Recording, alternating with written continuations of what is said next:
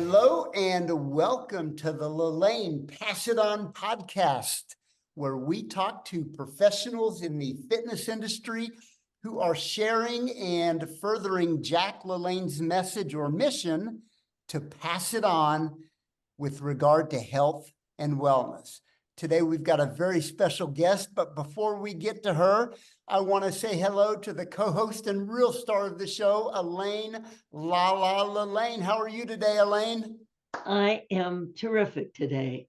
And I'm so excited that we're going to have on Tamilee Webb because I want to find out all about how she got started and all that stuff. Okay. All right. Well, as Elaine said, our special guest today is Tamilee Webb. And now she's best known for her Buns of Steel Workout series that, believe it or not, have sold more than 10 million copies. That's a lot of copies. She's also a best-selling author of 4 books, including the original Rubber Band Workout, Step Up Fitness, Workout for Dummies, and Defy Gravity Workout. She is the recipient of Ideas Fitness Trainer of the Year and was inducted into the National Fitness Hall of Fame in 2008. Tamilee, it is a pleasure to have you as our special guest today. Oh, it's my pleasure to be with both of you because you both have a very fond place in my heart, as Jack did years ago and continues to do so. So thank you for inviting me today. Well, oh, I'm always interested. Everybody asks me, well, how did you meet Jack or how did you get started? Blah. So now I'm asking you, what motivated you into fitness and how did you get started? And I'm anxious to find out all about it. And I'm sure everybody else is too. well, well, it started way back. I grew up in Northern California on a little farm where we had horses and pigs and cows and chickens. And I had 3 brothers, so I was a tomboy and just had to play. I was very much into sports and keeping up with them, right? But when I went off to college, I realized I really like helping people. And I thought, okay, various ways of helping people is, well, maybe I'll be a nurse. I didn't last very long there, Elaine. I don't like the sight of blood. And I realized that I'd rather help people remain in shape or get in shape as opposed to after. So it's kind of like the prehab or the rehab. And I wanted to set the prehab. So at that time, back in the 80s, when I was going off to college, which was at Cal State Chico in Northern California, is that the only thing that was really offered at the time was physical education for women. Oh, Yes, but it was at the same time that aerobic dance studios were popping up. So yeah. there was a studio that popped up, and I had been teaching some classes at the college, and they came to me and said, "Would you teach at our studio?" And I'm like, "Oh yes, I love aerobics." And of course, back then we were doing them like at 180 beats per minute, right? As fast as we could. Which is not what we do today. But so I started teaching that. And then at the same time, women, you were such a rock star because you and Jack were, I remember growing up and watching my mom work out with Jack. Yeah. Well, I I wasn't when I first met Jack, I wasn't into fitness either. I was smoking cigarettes and doing all that stuff. But he had such a personality and he believed so much. And see, that's what you did too. You you believed in it. And when people believe in what they're doing, they've got to be successful. And that's why you're Yeah, successful. and we have a real deep heart for love for helping people. And Yeah. so one, you got to live it yourself, right? And then so yeah, I remember watching Jack. My mom would have it on television. I'm like, and his jumping jacks, and I'd get up there and do them. And so I kind of grew up with Jack that way. But so then when I went in college, I also breaking a lot of barriers back in the day because women were not in the weight room. And I decided I'm going to be a bodybuilder because at that time, women's bodybuilding was very feminine still. Yeah.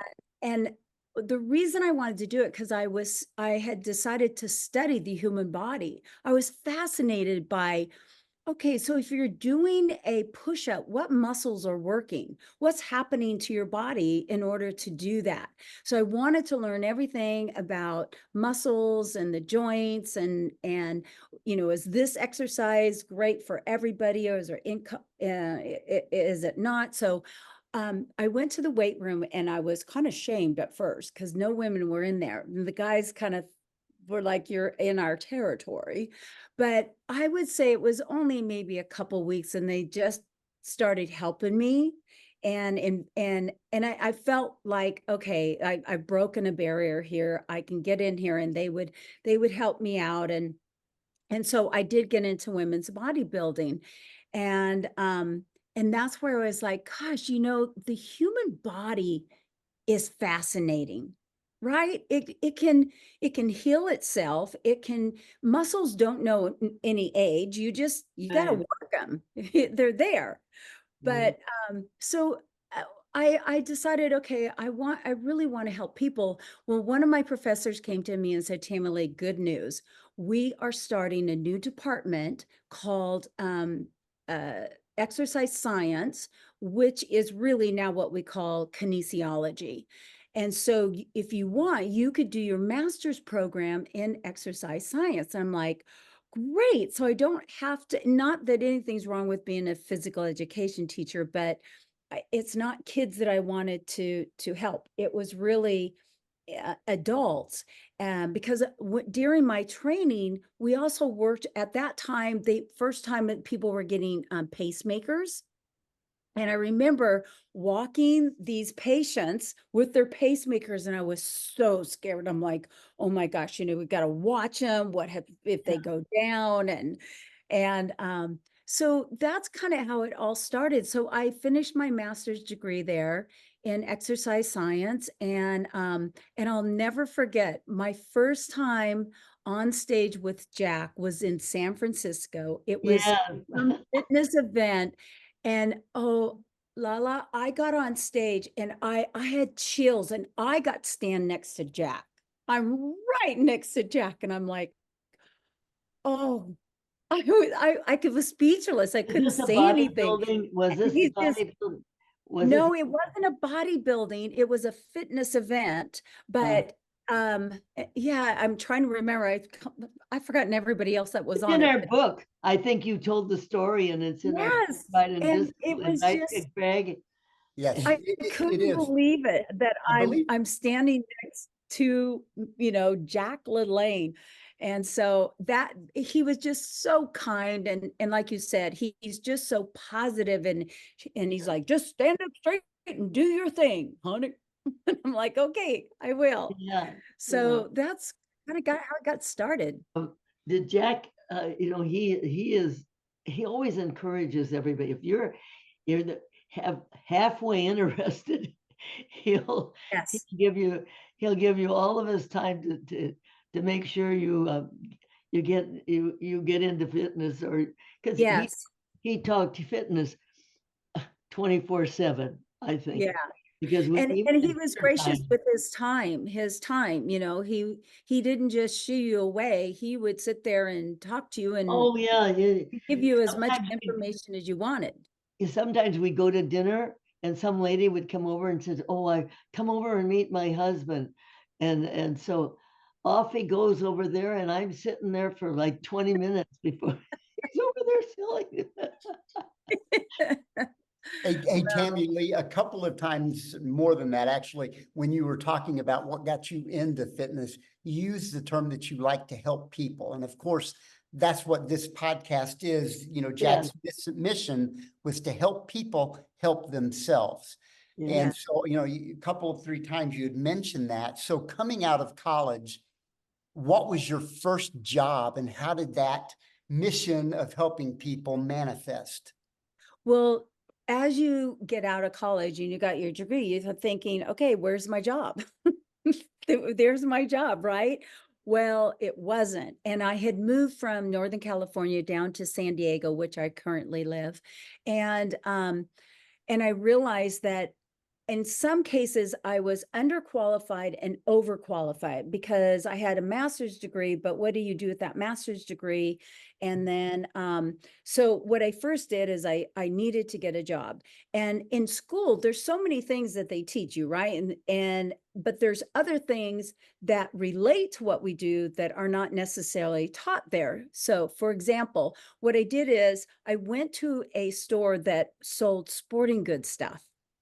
I'm like, okay, I'm into fitness, exercise, sporting goods, right? Well, back then, what was the only shoe that had come out for aerobics people? Reebok. Reebok. Was Reebok. And remember the little high top. So I went to work at the store and I learned so much about all the different athletic shoes, tennis and the running shoes, and of course the aerobic shoes, but there was only one, which was basically Reebok, and others were catching on. So what I realized is, even though that was a job, just so I had a job until I could find what exactly it was that, okay, now what am I going to do? Teaching group X classes were a dime a dozen. I mean, one day I remember I taught 8 classes in one day. I was exhausted. And I'm like, I can't do that. That's not beneficial to my body to keep doing that much exercise in a day. And so I thought, maybe I should go into physical therapy. So I decided to volunteer my time into a physical therapy office because it was at this place where I was teaching, and also the San Diego Chargers were training. So I got to know them. I was teaching my classes, working at the sports store. And so I went in and I volunteered, and that is where they were using rubber bands as a form of rehab. And I'm like, hey, I could do this in my classes. So I went to the director and I said, hey, do you mind if I use rubber bands in my classes? And she goes, no, I use them all the time. I'm like, great. So I went, and of course, back then they didn't have, spray bands and all the bands that are offered now that are sports bands. They just had office supply bands, and they're 107s. And so I bought a box of 107s and I utilize those in my classes. And of course, they don't last very long. Bing, bing, bing, which is not the safest thing.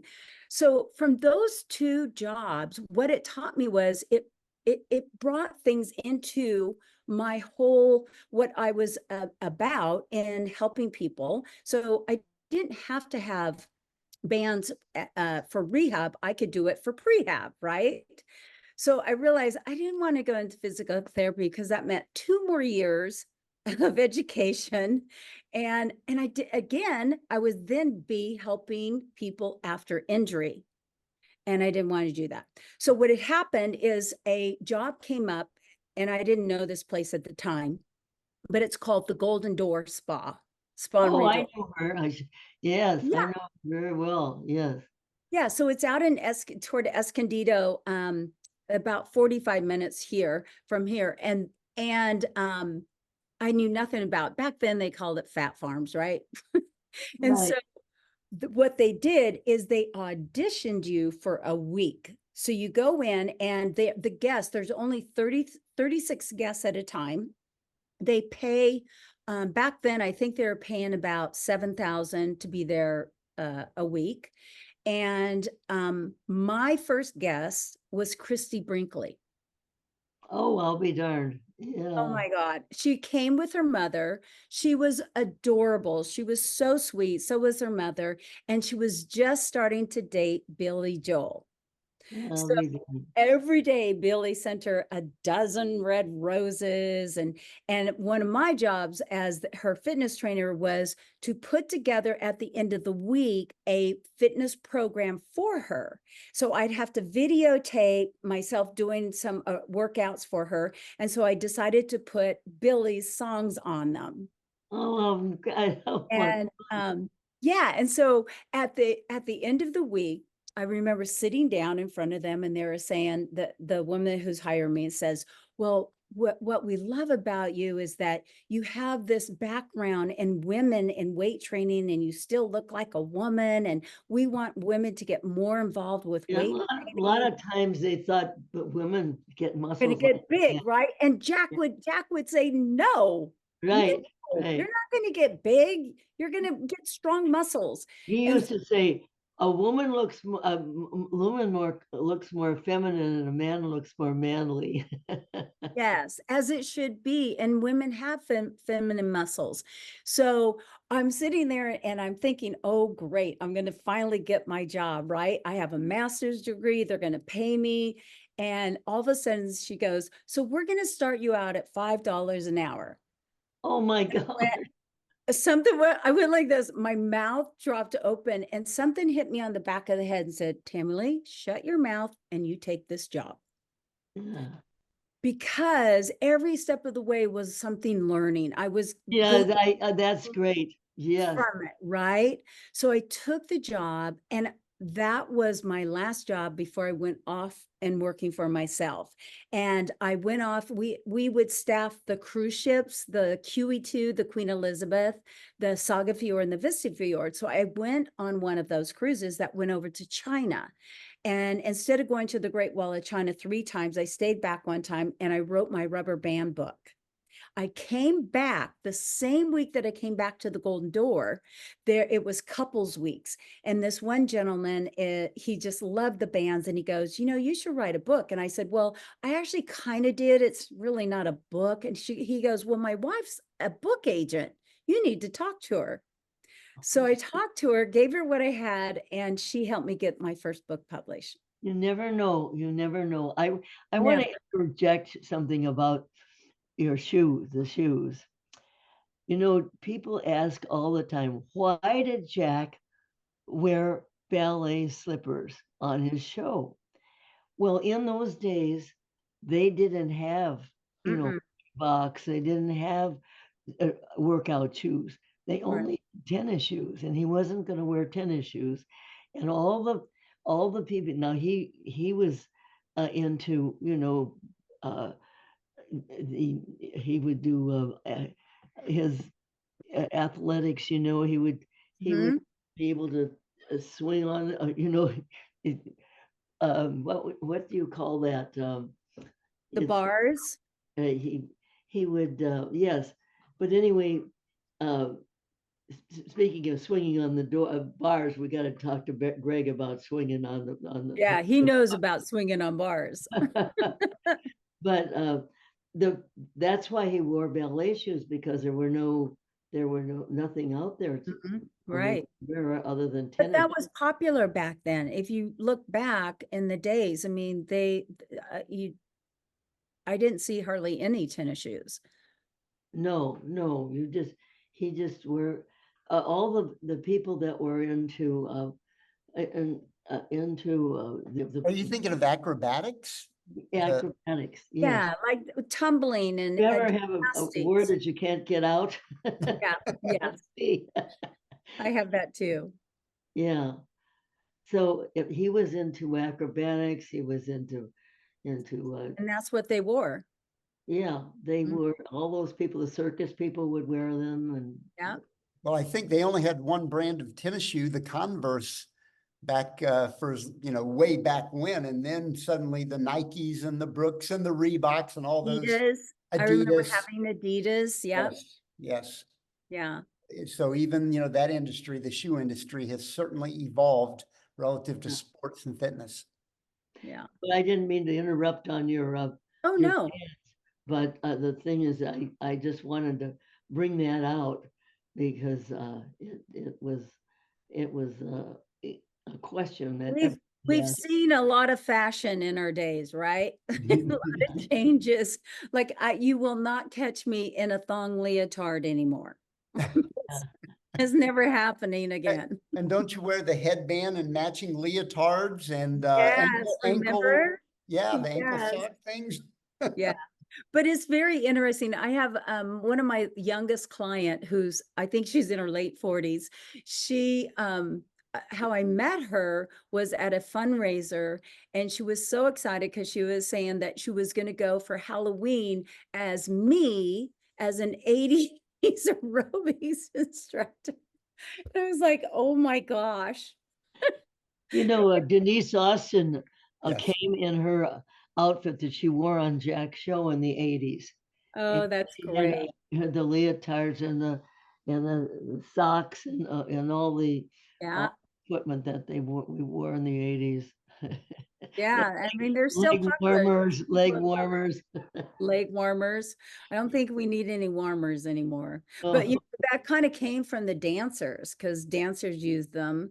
And then as aerobic dance, I think we just kind of picked them up and it was fashionable. And yeah, so Well, so Tamilee, I'm assuming that was your first best-selling book, correct? yes, yeah, Yes. that And book. then you had 3 more after that. Yeah, but the rubber band workout book was it got published in I think 4 or 5 different languages. And then this was around the time after I'd gone on the book tour that Reebok came out with, Jen Miller's STEP program, and then hired some of us fitness people as their STEP trainers that would go and do workshops. Well, I got asked to go to Australia to promote my book. So I got in touch with Reebok because they're like, well, if you're going to be over there, then you can do workshops there. So I was over there for about, I want to say 2 months, and I traveled all through Australia and did a tour on my book as well as workshops for Reebok. It was, I mean, it's taken me so many places. And then, when I left the Golden Door in '86, I started working for myself because I then was asked to go to other countries to train other fitness instructors.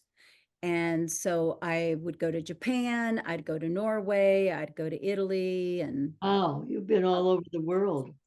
yeah, I was gone a lot. Yeah. And so I So, got to see the world because of the love of the career that I chose. Yeah.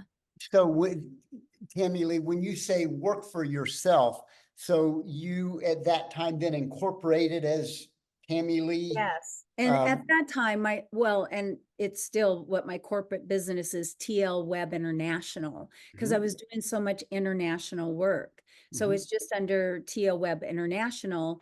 And then I had created it was called the Choreography Club, and the instructors, um, it was instead of me going to all those places, I started booking out other professional instructors to go over to countries to do the workshops. So it was like a booking agent. Isn't that something? I mean, you've Mhm. just just because you took this class Yeah. in up there in Chico. Yeah, yeah. You Well, never know what happens in your life. You exactly. never know. Well, Yeah. and then obviously, because the biggest boom of your career had not happened at this point, No, no, it because had not. that's the Buns of Steel workout series, which again, as I mentioned in the introduction, sold 10 million copies, which is staggering when you think about it. Yes. Now, where did you get the idea of having buns of steel? Because you, Well, that is a story in itself. So Buns of Steel is actually, any time I tell this story, I tell it the same way. Buns of Steel is actually was created by a gentleman named Greg Smithy. And Greg had clubs up in Alaska. And one day, one of his members said, "You've got Buns of Steel." And he thought, wow, what a great name. So he videotaped himself. He did a production with a lot of his members, and he looked like a young Chuck Norris. So he had the headband, the leg warmers, and he's doing the donkey kicks and all these, different exercises. So he shoots the video, and of course it's VHS back then, and it's him on the cover who looks like a young Chuck Norris, and it says Buns of Steel. Well, in the meantime, this is the story that I've been told pretty well, not directly from him, but a good source that knows him. So he got in trouble from the IRS. I guess he wasn't paying employee taxes, so he hikes it out of the country. He gives the video to another guy that I know we kind of all know, and says, if you can get this promoted and sold, you know, I'll give you a part ownership. Now, back then, remember, videos were only sold, or you could get them through a catalog. Remember, you get a catalog and it would say special interests or horror movies or action and drama. And so you would get a catalog and then you could order those videos. Well, what they found is that that video was selling quite well in San Francisco. And so what they said, we need to repackage it, because what they're thinking is that it's men, Buns of Steel, when actually they wanted to target women. So they found a woman bodybuilder, and from the side, shot her from here down. She had a backside, put it on there, and then it started selling. It was like, now sales are coming off the shelf. So they go back to this gentleman and say, we want to do another video, but we want a woman. And because Greg is still out of the country, he's out of the country, and the company that now is marketing it is called the Mayor Group from New York. I think they're in New Jersey, but they and so the gentleman that had the video, we'll call him Lee because that is his first name. He basically took the video. He knew a lot of people in the fitness industry, and he actually, at that time, it was Step. Remember, Step was kind of big, and there was one of the other girls that was a Step trainer who was really, really good. He had her do the video. Well, it didn't do so well. So they came back around to him and said, look, we want a woman that has the knowledge, the backside, meaning a butt, and to have some personality. So, and we don't want Step. We want it to be basically targeting the back area. So the buns, the legs, the thighs, right? So Lee was very good friends with one of my favorite people in the industries, and who has since passed, is Steve Block, who created the Spry products, which is still available. The company's still around. Spry products was the first company that came out with the bands, the sports bands, which were in my rubber band book. So him and I hit it off. I became a spokesperson for Spry products. And so he goes, Lee, you need Tamilee. Have you seen her backside? And she knows what she's doing.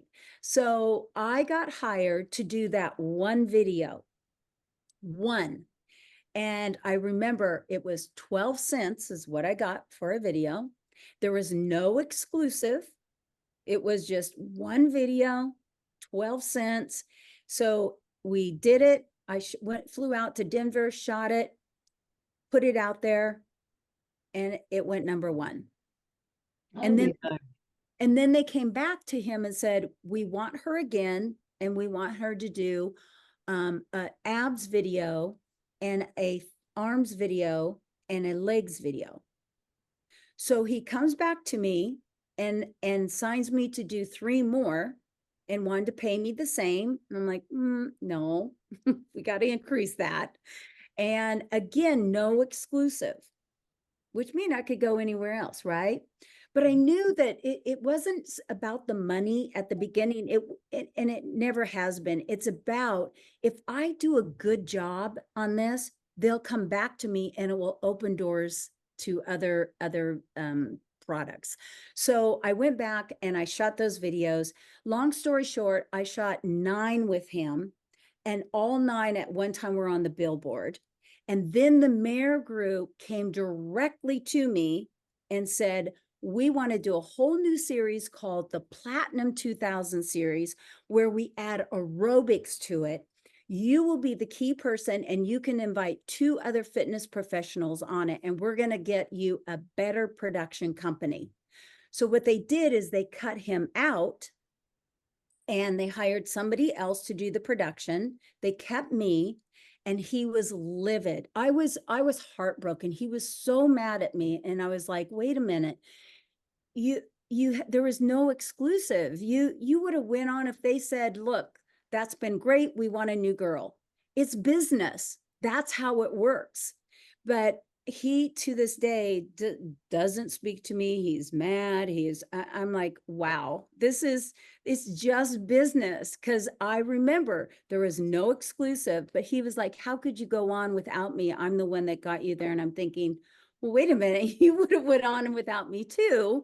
But what about Jack? I mean, he's 30 years earlier than the 80s. He came out with the glamour stretcher, which is the bands, and I mean, it was a stretch. Yes, way back then, right?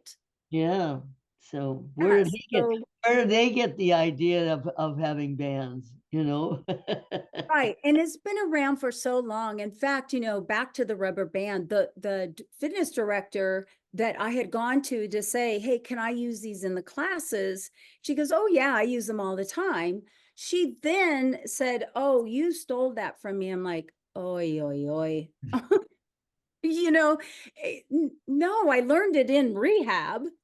And I created my own workouts. And it's kind of like, what is that saying? You snooze, you lose. You got to do something. You either do something with it or you don't. And even if somebody else does something, other people can do it too. And maybe, whether you do it alike or not, there's something out there for everybody. Plenty of room. You're still doing bands, or? Oh, I still use bands a lot. Yeah. I love bands. When I travel, I take them because they're easy to pack. And, nowadays you can always find a gym if you want to, get to a gym. But I travel always with my fabric band because I'm always strengthening my glutes, my high glutes to help support my back, especially sitting. Sitting's really, really hard on the body. We still have a band. I mean, we came out with a band. We didn't come out with it, but we put our name on it, right, Greg? Can you Absolutely, yes. Revitalizing the resistance band with the Jack LaLanne brand on it. Absolutely. Hey, Yeah. Tamilee, what I find fascinating, I think it's important for people to hear this too, is you actually had incorporated and you were a successful business person before the Buns of Steel series came out. And I think a lot of people assume that that's what, was the make or break thing, but you did it. You were a smart, savvy business person, and you knew how to take that next step, and you were seeking opportunities. And when an opportunity presented itself, you were wise enough to take the step in the right direction. I think that's so important for fitness, well, any entrepreneur, but we have a lot of fitness entrepreneurs that listen to this podcast. So I love hearing that story. Let's roll the clock forward several decades and talk about Tamilee in 2024.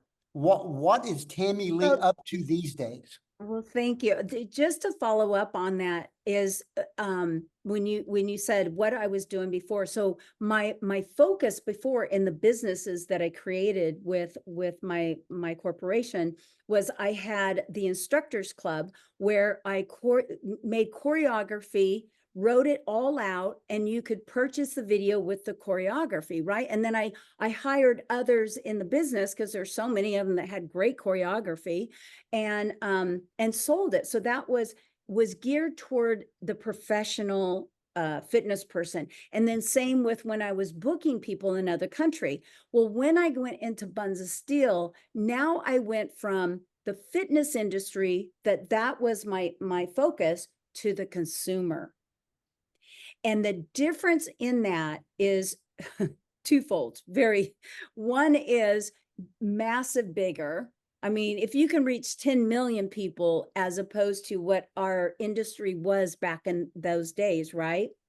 And two, the finance, it's really hard as fitness instructors back then. What were we making? Maybe $12, $15 a class, and selling my little videos. versus what can go out in a mass. So I really took a turn from there over to the consumer side. And I really like the consumer side.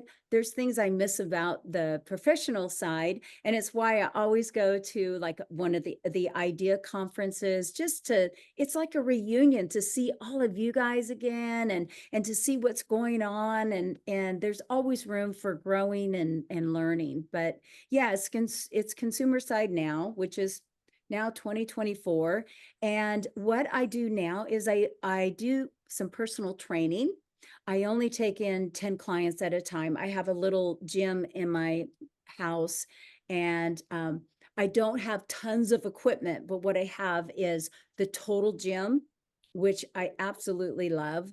I have the TRX. I have some weights. I have lots of bands.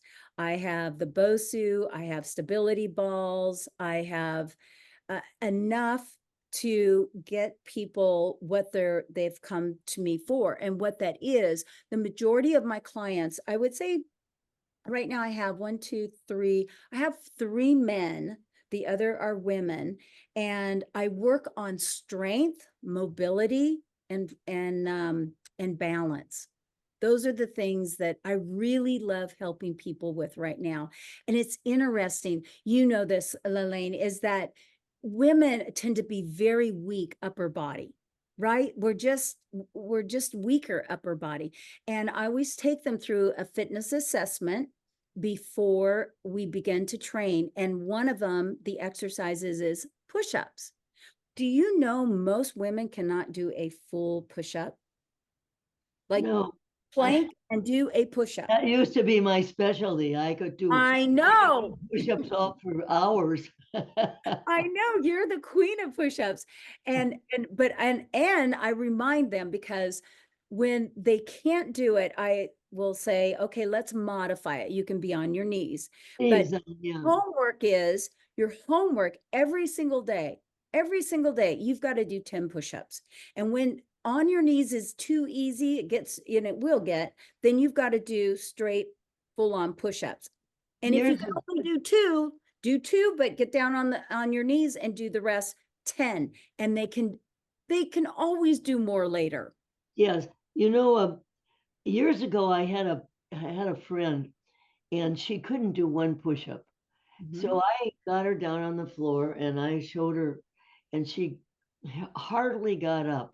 Yeah. But she worked every day on it, and she'd let me know, I did one push-up, then I did 2 push-ups, then I did Isn't 3 that awesome? push-ups. Yeah. People do not realize that if you just start doing one and then Yeah. go to the next step, you can You improve can yourself. always increase. The key is consistency. You've got to be consistent. So I have one client, I call her Forrest Gump, because she will walk and walk. She'll go out and walk 5 miles a day. She's very strong from the waist down. Her body type is an ectomorph. So she's very, very thin upper body, little tiny limbs, right? So when we were doing the fitness assessment, the reason she came to me is she was kayaking with her sister, and it tipped over, and she could not pull herself back up, and that scared her. And so she decided, I got to get upper body strength, because lower body, she was great. So she said, well, she could do 3 push-ups on her knees. Now we've been training for a couple of years now. She can do 35 straight on push-ups now. 35. And it's just by being consistent. Yeah. You can every day you can do just a little bit more and a little bit more. Yeah. Push-ups are good for your core. They, when you do a push-up, you can feel it all the way up and down on your core. I'm so glad you said that, Lala, because when I did Abs of Steel, and I did Abs of Steel and then Abs of Steel 2. And in Abs of Steel 2, I supersetted push-ups with crunches. push-ups with crunches. So I alternated them. And my training, understanding how, yeah, my abdominals are going to work if I'm doing push-ups. And most people think it's just all upper body. It's full body. So I remember when Shape Magazine was doing video reviews, and they reviewed that video, and the person that reviewed it said, "What does push-ups have to do with abdominal exercises?"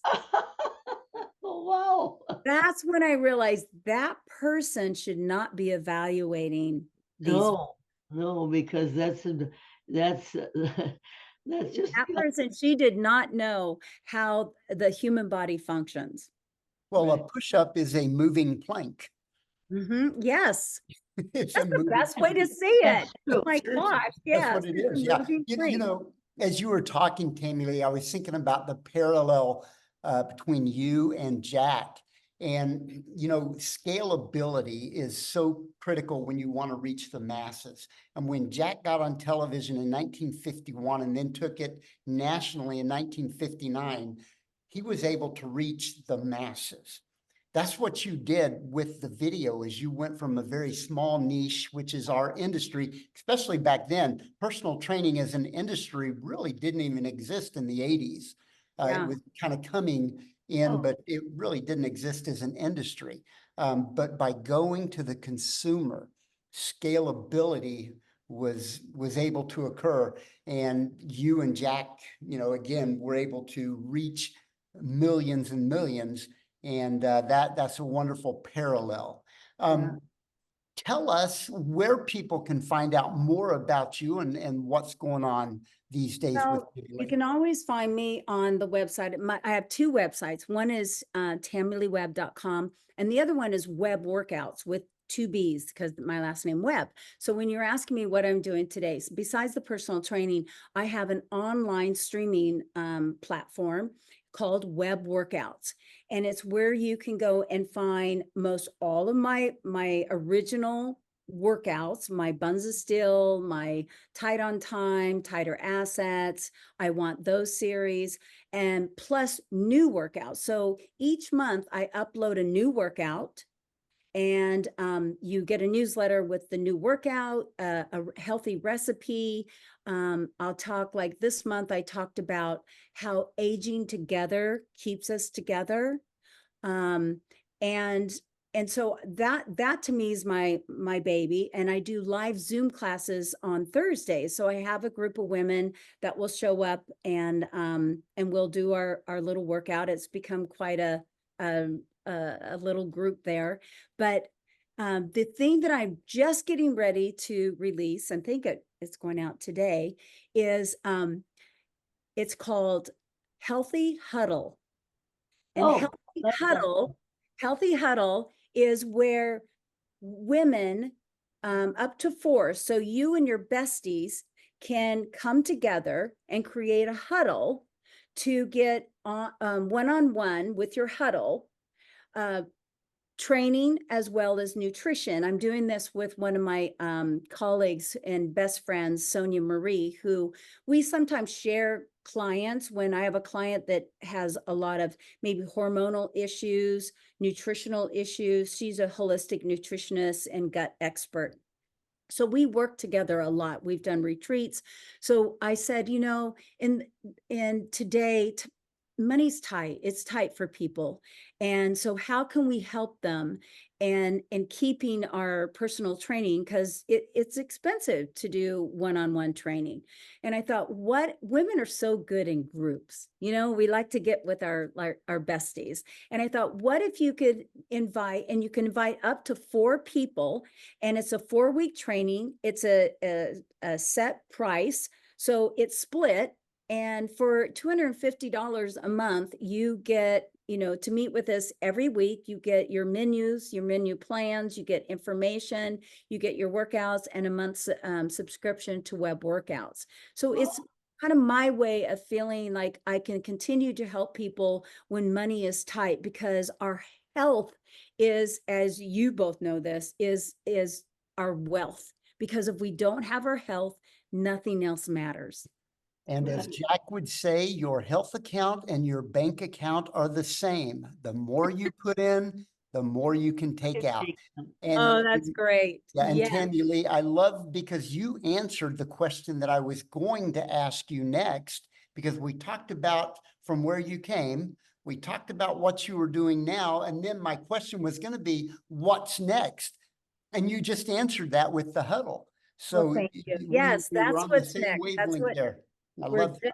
just, I think it's getting out today. Awesome. And yeah, and so I thought, I'm not just going to market it online, because I want to go to corporations and women's group and let them know, look, you can still do this with your friends, your besties, and keep them accountable and have fun doing it, and be able to stay as healthy as we can during this time. Love it. I love it. Elaine, I'm going to leave it up to you to ask the final question, and we'll let you two sum it up. Well, I think we've asked every question that we can think of, and I was going to ask what's next, but just keep on keeping on, and that's what I've always said to everybody. If you just keep on keeping on, and that's the key. Well, you're a great role model and a mentor, LaLanne, and as well as Jack was. And you just, every time I'm thinking about wherever it is you're going and I'm going, I get all excited. And the bonus is that guy over there, Greg. 98, 98 years of 98 years of life has taught me a lot, and you're going to be going on and keeping on Yes, doing what you're doing and inspiring the world to fitness. I hope so. Just like you. Thank you so much, both of you. I appreciate your time.